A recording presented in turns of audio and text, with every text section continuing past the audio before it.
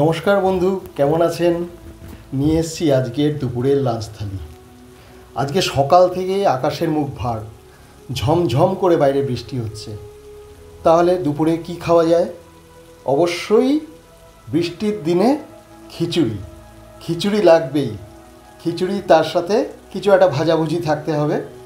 তো আজকে আমার মেনু হচ্ছে খিচুড়ি। তো দেখা যাক, খিচুড়ির সাথে রয়েছে আলু ভাজা আর বেগুনি। তো চাক চাক করে গোল গোল করে কাটা আলু ভাজা আর তার সাথে গোল গোল করে কাটা বেগুন বেসনে ফ্রাই করা, আর খিচুড়ির উপর ছড়িয়ে দেওয়া হয়েছে ভাজা মশলা আর বাদাম ভাজা। এই নিয়ে আজকের আমার দুপুরের লাঞ্চ থালি।